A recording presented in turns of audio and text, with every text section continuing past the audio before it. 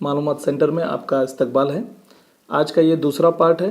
Last video में हमने देखा था कि मौलाना आज़ाद एजुकेशन लोन का एप्लीकेशन किस तरह से करना है, क्या रहते हैं डॉक्यूमेंट्स, एलिजिबिलिटी क्या है, सारी चीज़ें देखी थी। कुछ लोगों के मुझे क्वेरीज ये आए थे कि फॉर्म सबमिट करने के लिए क्या तीनों को जाना ज़रूरी है क्या? तो नहीं। फर्स्ट पार्ट में मैं ये बात बताना भूल गया था कि आप जो दो फाइल आप बनाते हैं, एक ओरिजिनल और एक ज़ेरॉक्स कॉपी की, तो ये दोनों पे ज़ेरॉक्स पे तो जैसे मैंने कहा था कि आपको साइन हर एक ने करना है। एक चीज़ रह गई थी पिछले वीडियो में, वो ध्यान से सुन लीजिए कि रेशन कार्ड जो भी आप अपलोड करेंगे,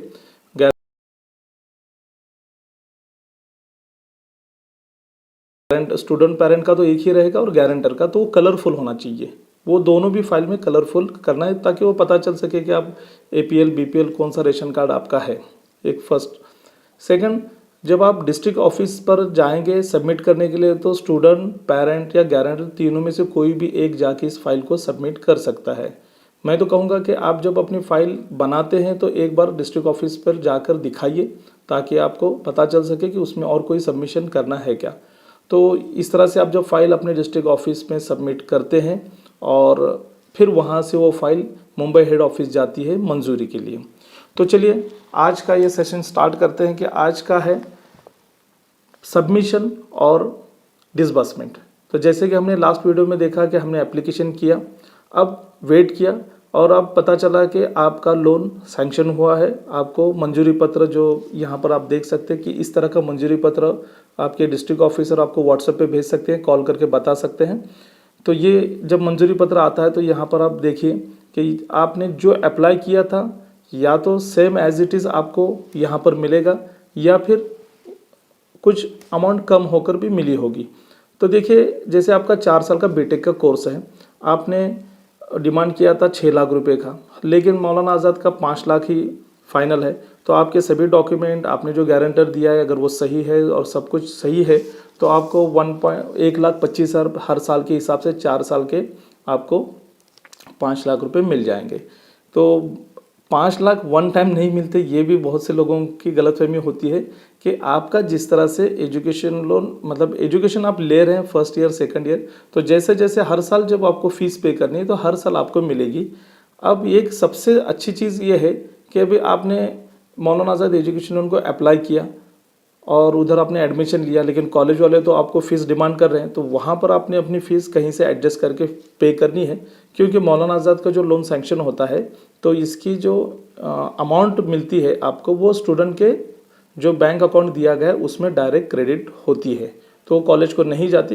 तो इस वजह से जो आपने जिससे पैसे लिए होंगे और फिर फ़ी पे की होगी या फिर अपनी यूज़ किए होंगे तो आप अपने वापस ले सकते हैं। अब जैसे मैं मंजूरी पत्र आप देख रहे हैं, तो ये जब मंजूरी पत्र आता है तो इसका ये मतलब नहीं कि आपका सैंक्शन होगा और अभी आपको पैसे आ जाएंगे। तो ये प्रोसीजर सेकंड है जो हम आज के वीडियो में बता रहे हैं। अब आपने करना क्या है कि आपने मौलाना आज़ाद के साथ एक लीगल एग्रीमेंट करना होता है। क्या होता है लीगल एग्रीमेंट? तो ये देखिए आप यहाँ देख सकते हैं, ये लीगल एग्रीमेंट का फर्स्ट पेज है। ऐसे 12 से 13 पेज का ये एग्रीमेंट होता है, ये फर्स्ट पेज और ये लास्ट पेज, ये नोटराइज करना है। तो ये स्टूडेंट, पेरेंट और गारंटर ये तीनों का होता है। इसी में एक प्रॉमिसरी नोट भी होती है, तो जिसपे 1 रुपये का टिकट लगाकर आपने साइन करनी होती है। और उसी के साथ में एक थर्ड वन होता है, ये प्रॉमिसरी नोट आप देख सकते हैं। और थर्ड वन होता है कि 100 रुपीज़ स्टैम्प पर जो आपका गारंटर है उसका एक हमी पत्र होता है जो आपने वो भी नोटराइज करना है। तो इसमें 3 नोटराइज डॉक्यूमेंट होते हैं और उसके साथ में एक प्रॉमिसरी नोट होती है। तो ये आपने लीगल नोटराइज डॉक्यूमेंट, लीगल करारनामा जिसे कह सकते हैं अपन लीगल डॉक्यूमेंट्स का, ये आपने नोटराइज करना है। इसके साथ में 20 चेक जो अकाउंट नंबर आपने मेंशन किया था उस अकाउंट के आप चेक बुक जब भी अप्लाई करेंगे तो उसी वक्त चेक बुक डिमांड कीजिए बैंक से। और 20 चेक मौलाना आज़ाद माइनॉरिटीज़ फाइनेंशियल डेवलपमेंट कॉरपोरेशन के नाम से लिखने हैं और साइन करके वहाँ पर देने हैं। मान लो अगर लड़की है तो गर्ल स्टूडेंट है तो उसके और फादर का जॉइंट अकाउंट, जैसे मैंने लास्ट टाइम बताया पेरेंट के साथ जॉइंट अकाउंट ज़रूरी है, तो दोनों के साइन आएंगे चेक पर। और अगर बॉय स्टूडेंट है तो सिर्फ उसी के साइन आएंगे। तो ये चेक, उसके साथ में लीगल डॉक्यूमेंट और उसी के साथ में एक सपोर्टिंग डॉक्यूमेंट, जैसे फर्स्ट पार्ट में भी हमने देखा कि बहुत सारे सपोर्टिंग डॉक्यूमेंट होते हैं, तो उसी तरह इसमें भी ज़्यादा नहीं है, कुछ 2-4 सपोर्टिंग डॉक्यूमेंट है, वो आपने सपोर्टिंग डॉक्यूमेंट और जो सैंक्शन लेटर है ये ले जाके आपने फिर से 2 फाइल बनाने हैं और 2 फाइल सबमिट करने हैं। मौलाना आज़ाद में जब भी आप जो भी चीज़ देंगे तो 2 फाइल में देनी है, ताकि एक आपके डिस्ट्रिक्ट लेवल पर रहेगी और एक हेड ऑफिस में फाइल चली जाती है, पुटअप होती है। अब देखिए, ये जो आप सैंक्शन लेटर देख रहे हैं, ये सैंक्शन लेटर 2 पेज में मुश्तमिल होता है। ये आप फ्रंट पेज देख सकते हैं और ये उसका देखिए बैक पेज। तो बैक पेज में नीचे यहाँ पर स्टूडेंट और फादर की सिग्नेचर कंपलसरी है। तो जब भी आपको सैंक्शन लेटर आता है तो इसके बाद जब भी आप पूरा लोन अगले 4 साल तक के इंस्टॉलमेंट पाते हैं, हर वक्त आपको ये लेटर 2 फाइल में देना होता है और दोनों पर आपने पीछे साइन करने होते हैं।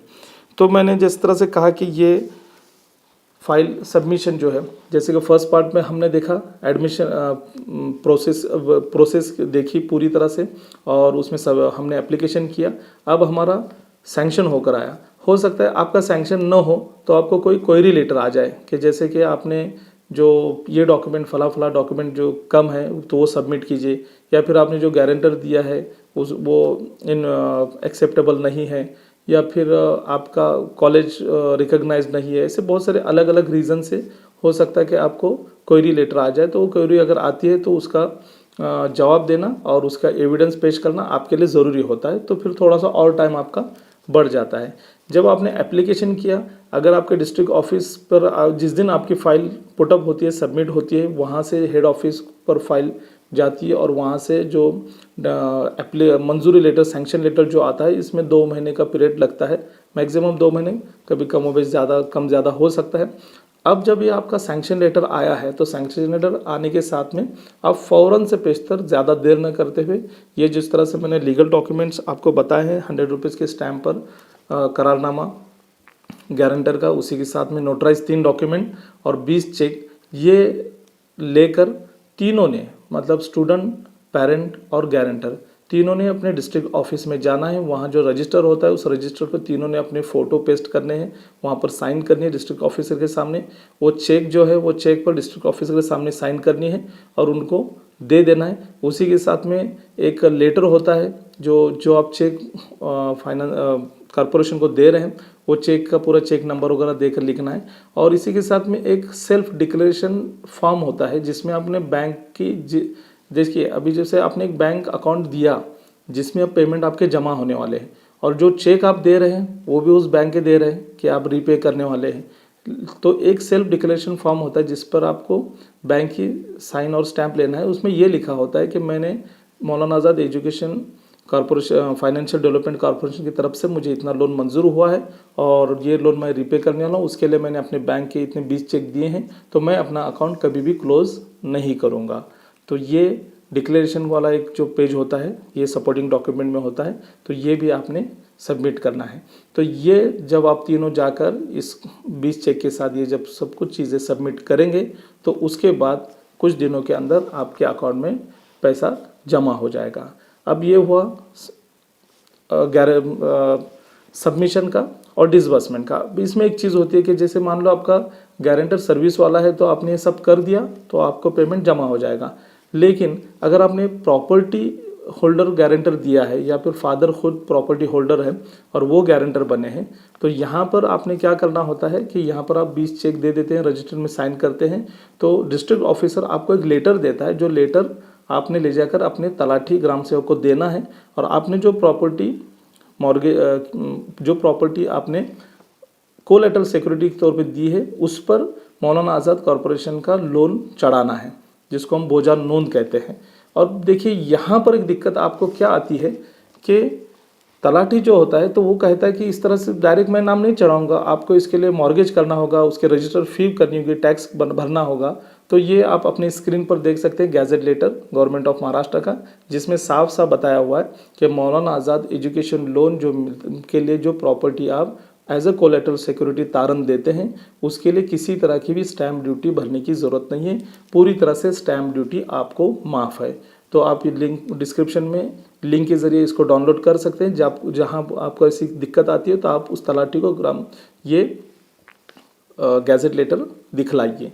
तो ये जब आप दिखलाएंगे तो उसके बाद में आपका वहाँ पर मौलाना आज़ाद का नाम चढ़ा हुआ जो फेरफार जो उतारा देगा वो उतारा आपने डिस्ट्रिक्ट ऑफिसर को भेजना है। आपको जाने की भी ज़रूरत नहीं है, जा भी सकते हैं अगर आपके डिस्ट्रिक्ट नज़दीक हो, या फिर आप कुरियर कर सकते हैं। और इंटीमेशन के लिए आप व्हाट्सएप पर भी भेजिए, ताकि कुछ केसेस में मौलाना आज़ाद की तरफ से व्हाट्सएप पर भी अगर देखते हैं तो काम बन जाता है, क्योंकि बाकी सब डॉक्यूमेंट तो आपने सबमिट किए ही हुए हैं। तो ये करने के बाद में आपके अकाउंट में पैसे आ जाएंगे। कितने पैसे आएंगे? जो मंजूर सैंक्शन लेटर में फर्स्ट इंस्टॉलमेंट जो लिखा है वो इंस्टॉलमेंट आपको आ जाएगी। अब सेकंड इंस्टॉलमेंट किस तरह से आएगी?